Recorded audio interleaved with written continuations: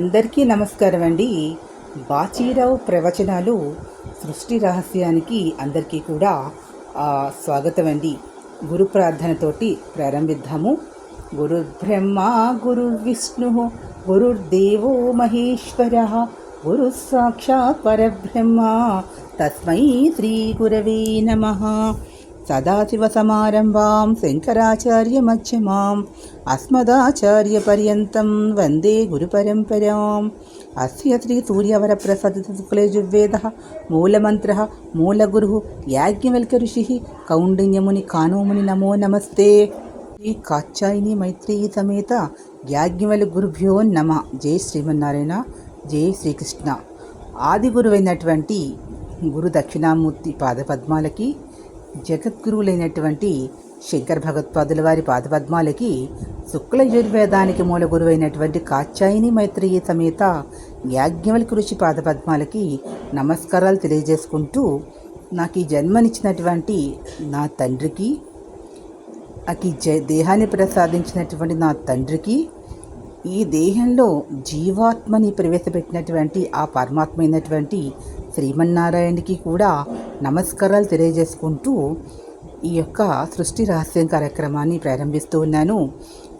నారాయణుడికి ఇష్టమైనటువంటి జ్ఞానసభకు కూడా నమస్కారాలు తెలియజేసుకుంటూ ఈ సృష్టి రహస్యం ప్రవచనాన్ని ప్రారంభిస్తూ ఉన్నాను.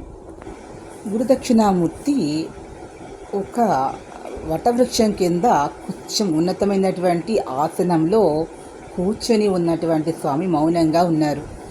ఆయన కింద వృద్ధులైనటువంటి వారందరూ కూడా కింద గడ్డి ఉంది. ఆ గడ్డి పరకల పైన నేల మీద కూర్చోకూడదు, ఆ గడ్డి మీద కూర్చొని ఉన్నారందరూ కూడా. ఆ వృక్షము కింద కూర్చున్నటువంటి స్వామి కేసి చూస్తూ ఉన్నారు. ఆయన మాత్రం కళ్ళు మూసుకొని ధ్యానం చేసుకుంటూ ఉన్నారు గురు దక్షిణామూర్తి. ఈ పండితులైనటువంటి వారందరూ కూడా, వీరందరూ వయోవృద్ధులైనటువంటి వారు. స్వామి చాలా చిన్నవాడు, వీళ్ళందరూ కూడా చాలా వయోవృద్ధులు. వయస్సు జ్ఞానంలో కాదు, వయస్సులో వృద్ధులు. కానీ స్వామి చాలా జ్ఞానంలోనే వృద్ధుడు స్వామి. వీరు వయస్సులో వృద్ధులు. జీవితాన్ని చాలా చూశారు. వారు చాలా చదువుకున్నారు, బాగా పండితులైనటువంటి వారు. వాళ్ళు వేద పండితులు ఉన్నారు, ఆ వేదాంగాలను చేసినటువంటి వారు ఉన్నారు, ఉపనిషత్తులను కూడా తెలుసుకున్నటువంటి వారు కూడా, అందరూ పురాణాలు చెప్పేటటువంటి వారు అందరూ ఉన్నారు. వీరందరూ కూడా ఆచార్యులు కూడా ఉన్నారు. శాస్త్రాన్ని విద్యాలయాల్లో బోధించేటువంటి ఆచార్యులు కూడా ఉన్నారు. అందరూ కూడా కూర్చొని ఉన్నారు. వేద పండితులు కూడా ఉన్నారు. అలా అందరూ కూర్చొని ఉన్న ఆ సమయంలో అందరూ కూడా అలా మౌనంగా కూర్చొని స్వామికేసి చూస్తూ ఉన్నారు. స్వామి మాత్రము ఎవరికేసి చూడటం లేదు. ఆయన ధ్యానం చేసుకుంటూ ఉన్నాడు. ఆయన ఆ యొక్క పరాశక్తి, ఆ యొక్క పరమాత్మ పరబ్రహ్మాన్ని ధ్యానం చేస్తూ ఉన్నాడు. ఆయన మన భాషలో లౌకికంగా పరమాత్మ పరాశక్తి అంటాం. ఆయన పరబ్రహ్మాన్ని ధ్యానం చేస్తూ ఉన్నారు. అలా ఉన్న స్వరూపంలో వాళ్ళు అడుగుతూ ఉన్నారు. దేహానికి ఆయన ప్రశ్నిస్తున్నారట. ఆ పండిత పరిషత్తులో గురుస్థానంలో దక్షిణామూర్తి కూర్చొని ఉండగా ఇక్కడ బాధ అనేటటువంటిది ఉంది. అంటే ఈ బాధ అనేటటువంటిది అనుభవంలోకి వస్తూ ఉంటుంది. లౌకిక పరంగా అనుభవిస్తున్నారు అంటూ ఉంటారు. అంటే అనుభవము అనేటటువంటిది వారి లౌకిక ప్రపంచంలో భోగాలని, అదేవిధంగా దుఃఖాలని కూడా అనుభవము అనేటటువంటి పదములు వాడుతూ ఉంటారు. ఇక్కడ ఈ అనుభవానికి వస్తుంది ఏదైతే బాధ అనేది ఉందో, అది మనకి దేహానికి వస్తుందా, ఆత్మకి వస్తుందా అని అడుగుతున్నారు. అంటే బాధ దేహం పడుతుందా, ఆత్మ పడుతుందా అని ప్రశ్నిస్తూ ఉన్నారు ఆ గురుస్థానంలో దక్షిణామూర్తిని వీరు. అప్పుడు స్వామి నుంచి వారికి సమాధానం అనేటటువంటిది శబ్ద తరంగాల రూపంలో, కాంతి తరంగాల రూపంలో వస్తూ ఉంది. వారు దాన్ని గ్రహిస్తున్నారు. అంటే అలా వచ్చేదాన్ని గ్రహించే శక్తి కూడా వీరికి ఉండాలి. వీరందరూ కూడా గాయత్రి మహామంత్రాన్ని ఉపాసన సాధన చేసినటువంటి కొంత జ్ఞానం కలిగి ఉన్నారు. అది రజోతమో గుణము కలిగినటువంటి వారికి ఆ జ్ఞానం కలగదు. వారందరూ కూడా సాత్వికమైనటువంటి గుణం కలిగినటువంటి వారే ఉన్నారు. కాబట్టి వారిలో కొద్దిమందికి రజోగుణం ఉన్నది, కానీ తమో గుణ ప్రధానమైనటువంటి వారు ఆ సభలో లేరు. వారు రారు కూడా ఆ సభకి. కాబట్టే కొద్దిగా రజోగుణం ఉన్నటువంటి వారు కూడా ఉన్నారు. అంటే వారి గుణాలను ఆధారంగా చేసుకుని ఆయన నుంచి వచ్చే శబ్ద తరంగాలు, ఆ కాంతి తరంగాల యొక్క శక్తిలో ఆ యొక్క అర్థాన్ని వారు గ్రహిస్తూ ఉంటారు. ఆయన మౌనంగానే ఉంటారు, కానీ ఆయన నుంచి వచ్చే తరంగాలను అర్థం చేసుకుంటూ ఉంటారట.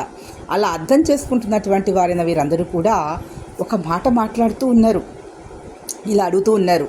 అప్పుడు వాళ్ళకి సమాధానం ఏమని వచ్చిందంటే, దేహము అన్నది నశించిపోతూ ఉంటుంది కదా, అది అశాశ్వతము.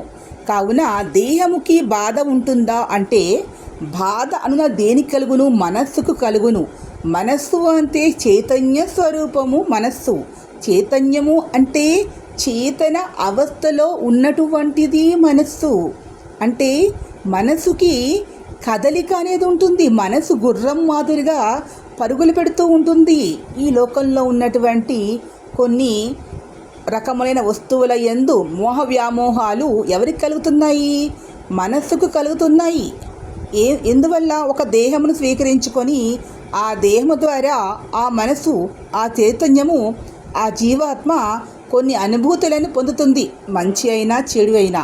అంటే ఈ మంచి చెడు అనేటటువంటి భావన కలిగినటువంటి అనుభూతులు ఎవరికి అంటే, లౌకిక ప్రపంచంలో మంచి చెడుయే, కానీ ఆధ్యాత్మిక జీవన విధానంలో అక్కడ ఆ దేహానికి సంబంధించినటువంటి విధానంలో ఇవన్నీ మంచి చెడు. కానీ ఆత్మస్వరూపానికి అంటే ఎటువంటి జీవాత్మలు? శుద్ధ సాత్విక గుణము కలిగినటువంటి జీవాత్మలకి రెండింటి యందు కూడా సమభావం కలిగి ఉంటుంది.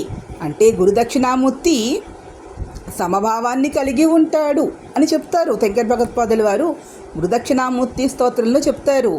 ఏమని? రాహుగ్రస్త దివాకరేందు తదుతో మాయా సమచ్ఛాధనాత్ సన్మాత్ర కర్ణోపసంవరణతో యోగోసు సుప్త పుమాన్ జాగ్రత్స్వప్రమిత ప్రబోధ సమయే యః ప్రత్యభిజ్ఞాయతే తస్మై శ్రీ గురుమూర్తయే నమయిదం శ్రీ దక్షిణామూర్తయే అని. శక్తి స్వరూపము మాయామోహం అనేది ఆవహిస్తున్నప్పుడు, అంటే సూర్యభగవానుడికి చంద్రభగవానుడికి రాహుతో కూడినటువంటి గ్రహమును సంభవించినప్పుడు మాయ అనే ఏ విధంగా ఆవహిస్తుందో, అంటే వారికి కొన్ని సమయాల్లోనే ఆవహిస్తుంది. ఎందుకు అంటే వారి జీవాత్మ గతంలో చేసినటువంటి కొద్ది పాపకర్మ వలన, అంటే అక్కడ కామం అనేది ఉంది.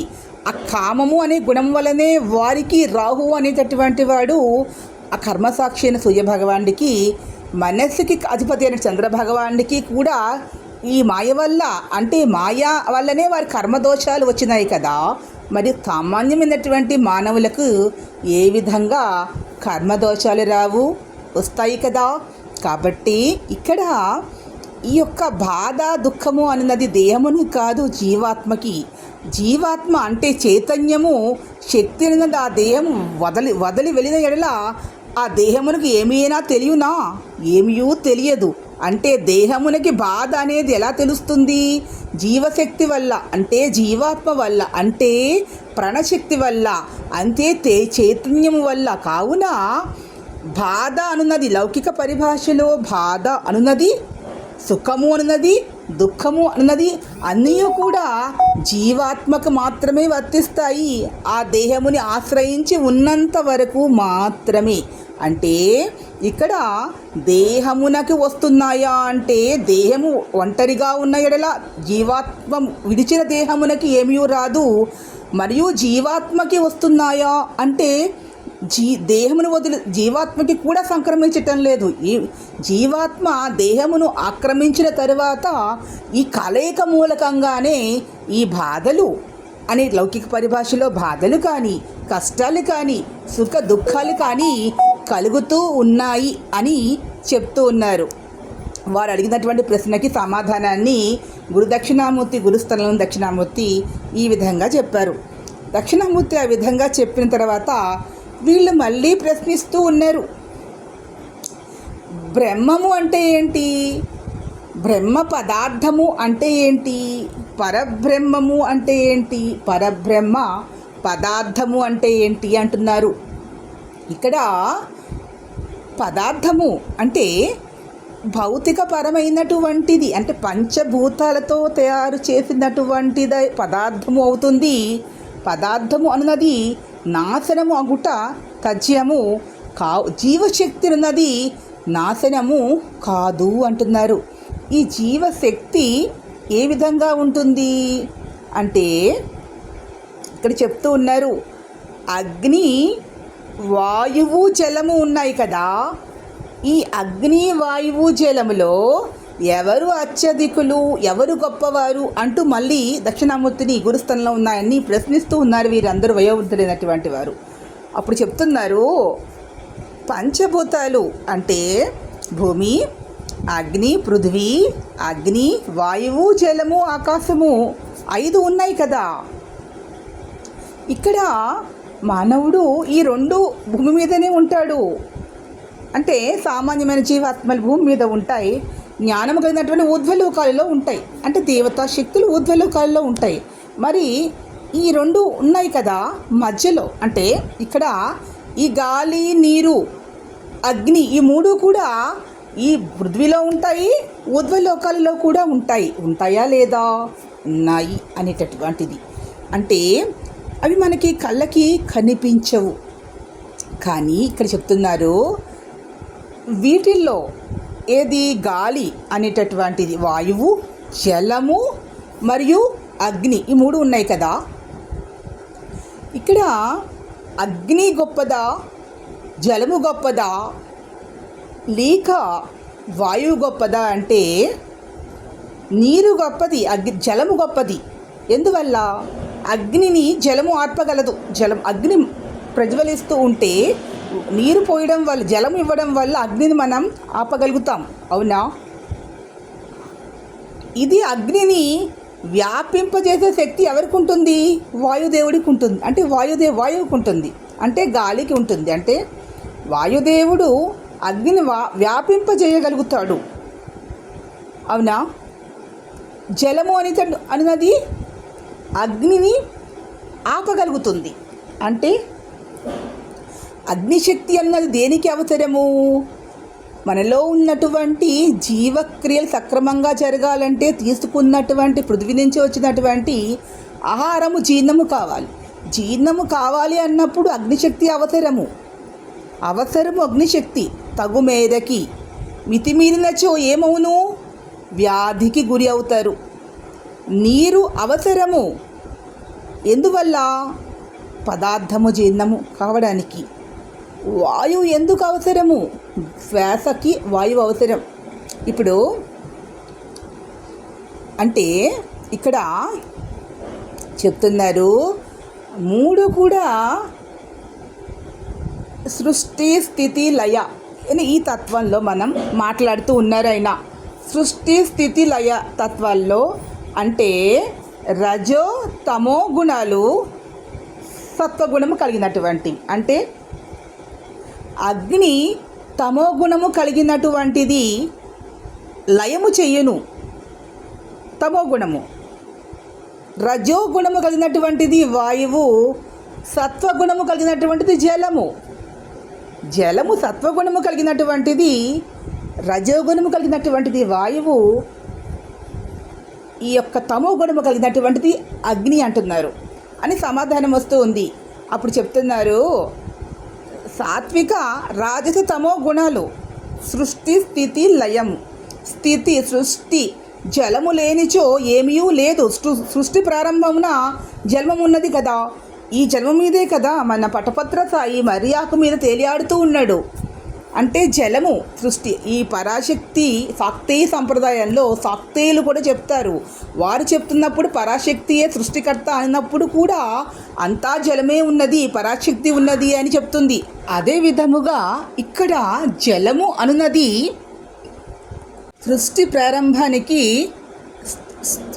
జలము అవసరము. జలము ప్రారంభంలోనే ఉన్నది. సృష్టి ప్రారంభమున సృష్టి, స్థితి వాయువు. అంటే గాలి పీల్చుకుంటేనే జననం అనేది జననము, ఒక దేహము అనేటటువంటి ఊపిరి తీసుకుంది. అంటే జీవశక్తి, అదియే గాలి, అదియే జీవాత్మ. అప్పుడు మాత్రమే పంచభూతాత్మైన దేహం అనేది చల్లము కలిగి ఉంటుంది కదా. అంటే స్థితి అంటే మన దేహము, ఆ యొక్క జీవాత్మ దేహం ఉన్నంతకాలము కూడా వాయువు అనేది ఉంటుంది. ఇంకా పోతే అగ్ని అనేది తమో గుణము, అంతే అంతము. అగ్ని వల్ల మనము అగ్ని అంతము చేస్తుంది కదా ఈ పంచభూతాత్మకమైనటువంటి దేహమును. అంటే ఇక్కడ ఈ 3 గుణములు కలయిక 3 తత్వములు ఇక్కడ మనకి అర్థమవుతూ ఉంది కదా. ఈ దేహం అనేది ఈ భూమి మీద ఉంటుంది. ఎప్పుడు సృష్టి ఆరంభము నుండి దేహము ఎక్కడ ఉంటుంది? భూమి మీదే ఉంటుంది. జలము అన్నది భూమి మీదే ఉంది, పృథ్వీ మీద ఉన్నది, అవునా కాదా? అంతిమంగా అంటే ఎక్కడ జీవాత్మ దేహమును వెడలి, దేహము అన్నది అగ్ని తమో గుణము కలిగినటువంటి వాడు, అంటే వాయువు వదిలిన నాడు అగ్నికి దేహము వెళ్ళిపోతుంది. తర్వాత జరిగినది ఈ యొక్క జీవశక్తి ఎక్కడికి వెళుతుంది? ఊర్ధ్వలోకాలకి వెళ్తుంది. అది ఆకాశము. అంటే పంచభూతాలతోనే దేహము తయారైన జీవాత్మ కూడా ఉండి అంతిమంగా దేహముని ఒక పంచభూతము అన్నది వెడలిపోతుంది. తిరిగి మరియు దేహము ఎక్కడికి వెళ్తున్నది? అగ్ని నుండి మరియు జలమునకు వెళ్ళి జలము ద్వారా తిరిగి ఉద్వలోకములకు వాయువు ద్వారా వెడుచూ ఉన్నది. జలము నుండి వాయువు ద్వారా వెడుతూ ఉంది. అంటే తీసుకువెళ్ళే శక్తి వాయువుకు మాత్రమే ఉంది, అంటే గాలికి మాత్రమే ఉంది. అంటే అగ్నిని కూడా వ్యాపింపజేసే శక్తి వాయువుకే ఉంది. జలముని కూడా తీసుకువెళ్ళే శక్తి వాయువుకే ఉంది. అంటే ఇప్పుడు ఎవరు మధ్యస్థితిలో ఉన్నటువంటి వారు అంటే ఎవరున్నారు? వాయువు ఉన్నారు అనేది ఇక్కడ అవగతం అవుతూ ఉన్నది అంటూ ఈ విధంగా సమాధానాన్ని చెప్తూ ఉన్నారు గురుస్థానంలో ఉన్నటువంటి వారు. అప్పుడు ఆయన అడుగుతున్నారు, పరబ్రహ్మముకి బ్రహ్మముకు తేడా ఏమిటి అని మళ్ళీ ప్రశ్నిస్తూ ఉన్నారు. బ్రహ్మము అంటే ఏంటి? పరబ్రహ్మము అంటే ఏంటి? అదేవిధంగా పదార్థము అంటే పదార్థము ముందర ఉన్నదా, జీవశక్తి ఉన్నదా అని. ఇక్కడ పదార్థము ముందర తయారైనదా, జీవశక్తి ముందర వచ్చినదా అని అడుగుతూ ఉన్నారు. అంటే ముందర దేహం వచ్చిందా లౌకిక పరిభాషలో, లేదా జీవాత్మ వచ్చిందా అని, ప్రాణశక్తి వచ్చిందా అని అడుగుతూ ఉన్నారు. అప్పుడు చెప్తున్నారు దక్షిణామూర్తి, గురుస్థానంలో ఉన్న దక్షిణామూర్తి చెప్తున్నారు, మొదట ఏమి వచ్చినది అంటే అని ప్రశ్నిస్తూ ఉన్నప్పుడు ఇది చాలా క్లిష్టమైనటువంటి ప్రశ్నగా చెప్తూ దీనికి సమాధానాన్ని వారి యొక్క జ్ఞాన స్థాయిలని ఆధారంగా చేసుకొని వారు అవగతము చేసుకోవాలి అంటూ సమాధానం వచ్చిందిట వారి నుంచి. వారి యొక్క జ్ఞాన స్థాయిలని బట్టి, అంటే ఆ జీవాత్మ యొక్క తత్వాన్ని బట్టి అవగతం చేసుకోవాలి అని వచ్చిందట. అంటే మొదట జీవాత్మ అన్నది ఏ దేహమునకు ప్రవేశించవలను అను విషయము నారాయణ లోకంలో ఆ జీవాత్మలకు నిర్దేశింపబడుతుంది. ఎలా నిర్దేశిస్తారు అంటే వారి యొక్క కర్మల ఆధారంగా వారు ఏ దేహముకు వెళ్ళాలి అనేది. దేహము అన్నది సంపూర్ణముగా వృద్ధి చెందుట అన్నది ఎప్పుడు వస్తుంది అంటే ఒక 5 మాసములకి తయారవుతుంది అని చెప్తున్నారు. అంటే అది 3 మాసములకి దేహము అనున్నది తయారవుతుంది. అంటే ఒక ఉండ మాదిరిగా అందులో జీవశక్తి ఉంది కాబట్టి, అంటే జీవశక్తి అన్నది ఎప్పుడు ప్రవేశిస్తుంది? అతని యొక్క ఆ ఎప్పుడైతే ఒక కలయిక అనేది జరిగినదో అప్పుడే జీవశక్తి అనేది ప్రవేశిస్తుంది. జీవశక్తి ఉంది కాబట్టి అవయవాలు అనునవి తయారవుతూ ఉన్నాయి. అంటే ఇక్కడ చెప్తారు, సప్తమాతృక స్వరూపేణ శరీరోత్పత్తికారిణి అని అంటారు. శాక్తేయాన్ని నమ్ముతున్న వారు శాక్తేయ సాంప్రదాయంలో శక్తిలో చెప్తారు, ఈ అమ్మవారి పరాశక్తి ఆ జీవాత్మని అందులో ప్రవేశపెట్టే ముందర ఈ దేహాన్ని తయారు చేసేది సప్తమాతృకలట. వీరు తయారు చేస్తున్నారు దేహాన్ని, ఆమె ప్రవేశపెడుతూ ఉంది శక్తిని. దేహమును ఎవరు తయారు చేస్తూ ఉన్నారు? సప్తమాతృకలు తయారు చేస్తూ ఉన్నారు. తయారు చేసేది వారు, ప్రవేశపెట్టినది ఆ పరాశక్తి, అంటే పరబ్రహ్మము ప్రవేశపెడుతూ ఉంది. అంటే పరబ్రహ్మము కింద ఉన్నటువంటి దేవతలు, ఆమె అనుచర సపర్యలు చేసేటటువంటి గణాలు ఎవరైతే ఉంటారో వారు తయారు చేస్తారట ఈ దేహాన్ని.